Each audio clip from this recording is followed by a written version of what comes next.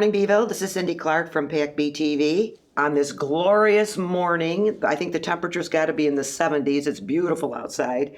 But with me this morning, I have Chris Arnold, who is the co-founder and the co-chair of Paige's Butterfly Run, which is an event, a local event that started here and has remained here basically since around 1997 or 6 through Palmer School.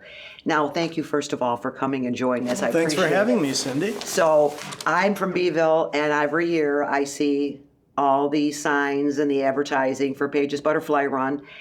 Most of us here know why it began. Mm-hmm. But if you would like to take us back and give us a little history as far as when it started, why it started, how it started, mm-hmm. and then we'll bring it up to today. You can let us know some of the events that are going on this year. Thank you. Yes, the Paige of Paige's Butterfly Run is my daughter, Paige Yeomans Arnold. And Paige was a 6-year-old back in May of 1993. When she was diagnosed with leukemia. And I say we were because when a family's or a child is diagnosed, really the family's diagnosed, it really affects everybody. But she was treated at University Hospital in Syracuse at the time. There was no Golisano. In fact, through 1993, the treatment went well. And by Christmas of 1993, she was in remission. So that was a very nice gift for all of us. But she had some side effects from the treatments she was taking. So the doctor said, well, we'll just, lay off on those for a couple months, and then we'll get her back on them, let her get her strength back. She, however, went into blast crisis, which is essentially the leukemia came roaring back about 3 months after December, so into March. And ultimately, we had to go to Boston Children's Hospital for a bone marrow transplant. And without getting into too many details, a bone marrow transplant is an extremely rigorous, difficult thing for a body to go through. High-dose chemo, full-body radiation. Our other daughter, Alex, was not a match, so we had to go to an unrelated match. There was one donor in the entire national donor base that was a match. She agreed to provide her marrow, thankfully. So we went through that process at Boston Children's Hospital. She got the new marrow. It started working. However, even though her donor was supposed to be a perfect match, it turned out it really wasn't a perfect match. So her new immune system, which comes from cell production within one's marrow, set up shop. She had a new immune system, but her new immune system did not recognize her body as home. So what does an immune system do to things it does not recognize? It attacks them. And unfortunately, that led to her death. So the thing that was supposed to cure her killed her. And that was August of 1994. She turned 8 in the hospital just before she passed. 3 years later, in 1997, a couple of the teachers from Paige's elementary school, Palmer Elementary School, out on Hicks Road, came to my wife and me and said, we'd like to do something in Paige's memory. It would have been her last year at the school. Would that be okay with you? And that was just a wonderful, generous, loving gesture on their part. And we said, of course, thank you for remembering. And we had no idea what to do. We said, what would you like to do? Teachers. And one of them was a runner. She had a little walking club at the school. So she said, well, we just do a walk. We'll invite everybody from the school, their siblings, their parents, and if we raise any money, you guys can decide what to do with it. So we did that. And we put it together in, 3 weeks or something in the spring of 1997. And we raised a couple $1,000, and we took it up to Paige's oncologist at the hospital and said, please use this in Paige's memory. And that's how things began. It felt great as parents to do this and to have our child's name and memory continue. And so we did it the next year. We raised a little bit more money, brought it up to our oncologist. And, well, we decided we were going to keep on doing it. So in 1999, we became a not-for-profit corporation here in New York State, got 501c3 public charity status with the IRS, and we're kind of off to the races. And we've continued to this day doing things, though certainly we've expanded. We continued to have the run as our only event through 2007 and at Palmer Elementary.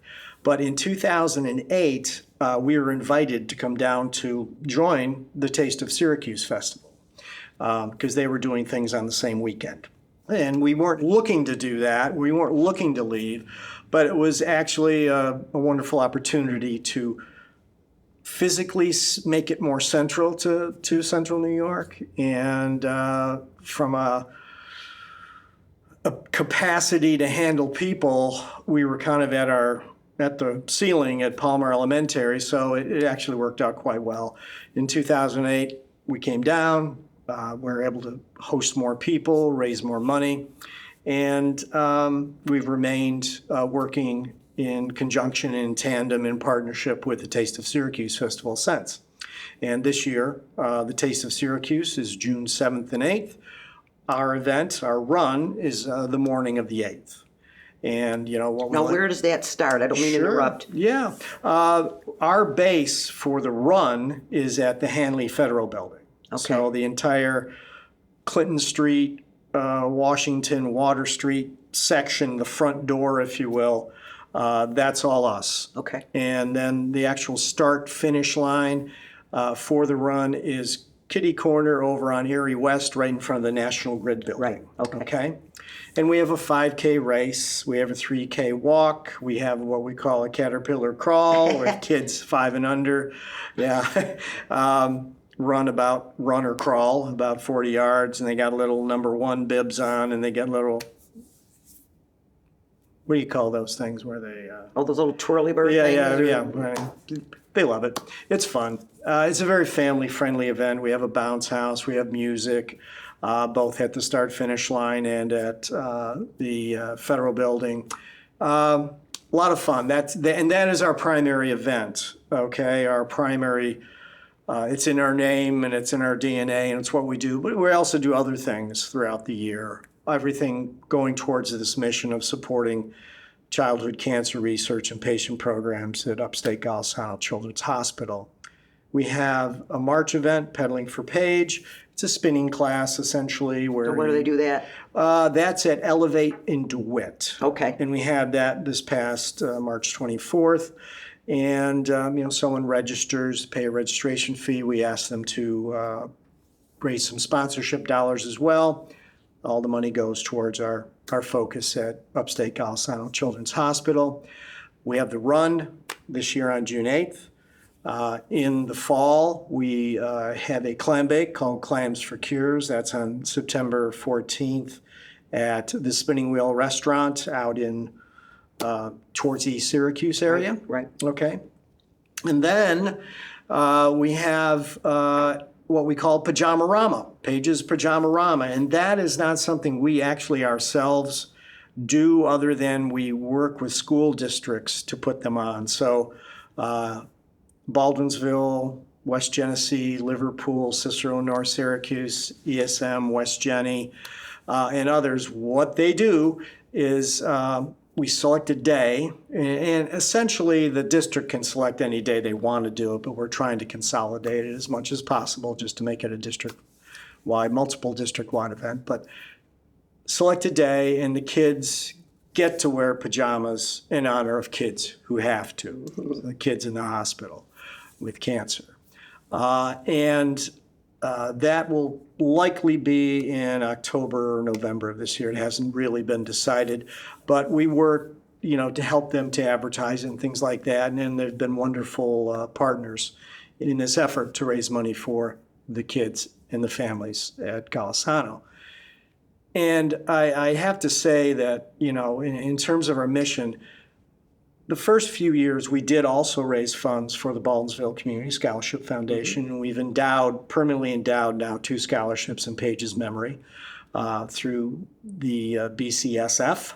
We no longer donate dollars towards that because that is endowed and in place. Our focus is childhood cancer research and patient programs. We touch the lives of the children from the date of diagnosis through treatment, into remission, hopefully, or their passing. And then if they become survivors, we help them with survivor wellness tools and support. The first day they are diagnosed, they will receive from us what we call a comfort kit. It's a backpack. It's got a nice warm fuzzy blanket in there in case the parent has to stay overnight, which is not uncommon, unexpectedly. Water bottle, stay hydrated, toiletry kits, and T-shirts from our runs in case they need to do a quick change, and a $200 Visa gift card so they can just get out and get started on things. But from there on, if the money, or rather if they have a need for things like gas or food or the National Grid bill or the rent or the mortgage or the car repair, things of that nature, they will contact social workers at Golisano, and we have funds set up for them to pull and help pay. I have to imagine that going through a very, very difficult time like that for the family. Absolutely. That the last thing in the world they want to worry about is money or all the little things that they probably don't even think of that you do. Yeah. That they need, and you can assist them. I have to believe that takes such a weight off because, again, like I say, just some little things for the families, helping with, like you said, with the National Grid, because I'm sure the expenses, regardless of insurance today, are prohibitive. Yes, that's right, Cindy. And it's really, when you think about it, if you're in a situation where your child is working through a disease that could take their life, and you don't know when you're going to be going to the hospital and staying overnight and so forth, it's hard to actually work through that. Yeah. So if you have the traditional nuclear family with mother, father, or two parents, and typically both are working, right? One of them is probably going to have to stop working, Right. in order to be able to work through this thing that has come into their lives that could last 6 months, it could last 3 years, before you're out of the woods, in terms of getting into remission. Well, it's a life-changing experience It's for a everybody. completely Like you said, life-changing it's a family experience. disease. The entire family is affected entirely. And if you're a single parent, what are you going to do, right? Couldn't begin to imagine. So the financial pressures are big.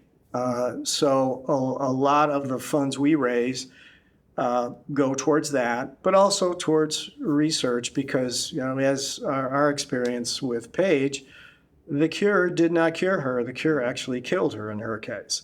So it's, while Syracuse is not a hotbed of pediatric cancer research, if our board and Dr. Melanie Comito, who is the director of the Center for Children's Cancers and Blood Disorders at Golisano, she is on our board.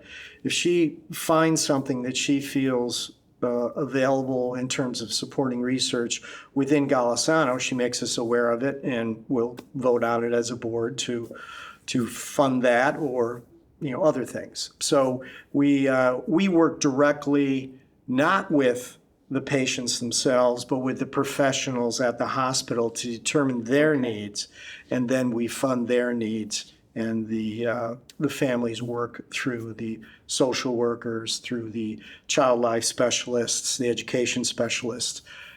We support them to support the families. Which is absolutely critical. Now, was there a big difference back in 1993 and 94, what was offered for support compared to what there is today?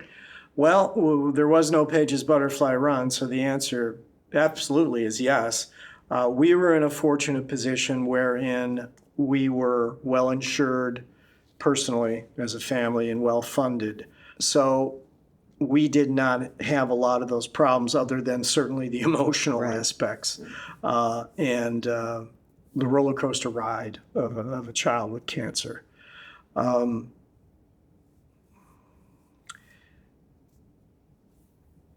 So I know it's a tough thing, and it's you know a tough thing, and it brings you back. But sure. And I don't want to that's cause okay. you any undue hardship here. No, that's okay. But I think it's important for people to see those that have not gone through, and I hope nobody else does. Wouldn't that be nice? But yes, it would be. But to know that for people that are going through or may go through, that you are proof there is help there, there is support there, and it's a constant. You've been doing this for many years because you understand the importance of it, to be involved, to cherish the memory, to keep it going forward, to assist other people in a similar situation.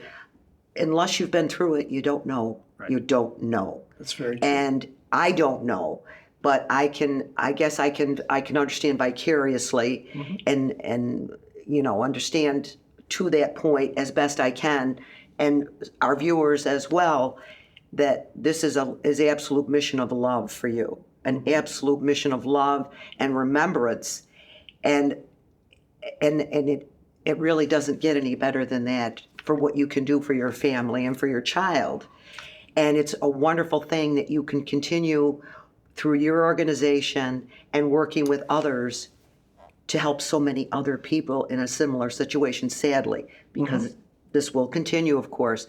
But I love to see your compassion, your understanding, the positivity of situations like this, and keeping it going forward for other people. You know, it takes a very special person and family and group to do this and to keep this all going, to play it forward, to help other people today, tomorrow, and in the future. What a legacy for all of you. I mean, I'm humbled. I'm humbled by this. So, all right, moving along. Yep. Now you have these events coming up. You've already had one. You've got the run coming up in June, and you have your little PJ thing and all of that. Now, have you, over the years, your growth financially, and I'm not going to ask you figures, but I presume the growth over the years has been substantial? Yes. Since you first started? Certainly, yes. We've grown as an organization. We've grown as, in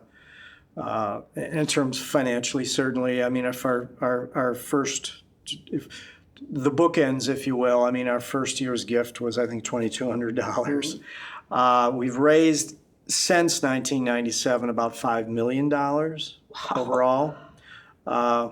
And last year's gift, our 2023 gift to Upstate Golisano Children's Hospital, was just under $250,000. That's incredible.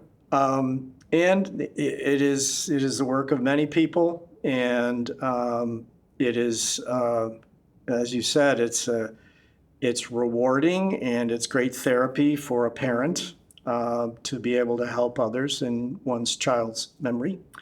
And I've told many people this, that it's pretty common for the friends of folks that have lost a child to not want to mention that child's name to the parents, because they're afraid it'll cause them pain or distress, like they'll all of a sudden remember they've lost a child. Right. That is always there. I love hearing Paige's name. All right. And I would say almost every parent I've ever met that has lost a child wants to hear their child's name. To hear it from someone else's lips just signifies that child lived, that child mattered. And will continue to matter. And will continue to Yes. matter as long as he or she is remembered and spoken well of, and it's a good thing to hear your child's name. So I would share that with your audience.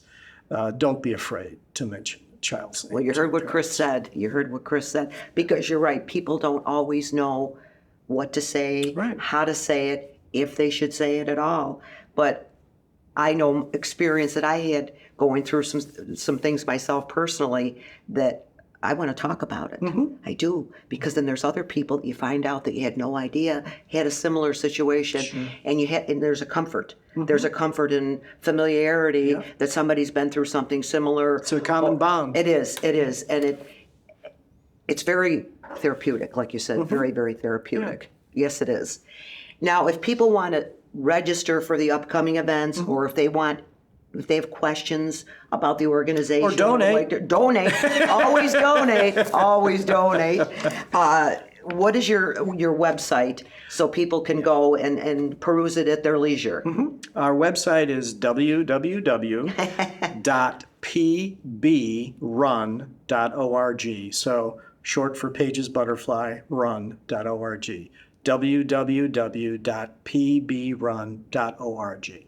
That's easy enough to remember. Yeah, It is. we tried to make it simple. Yes, it is. So if anybody wants to get involved in any of the events, if you want to donate, if you want to volunteer, whatever the case might be, Chris is giving you the website address in Paige's honor, and feel free, because you can always use money, you can always use help, you can always use support, even if there's somebody just saying you do a great job, it's a little close to me because it's local. It's in Beeville, and I've known about it. I'm from Beeville, I live in Beeville, and I've known about it for years and years.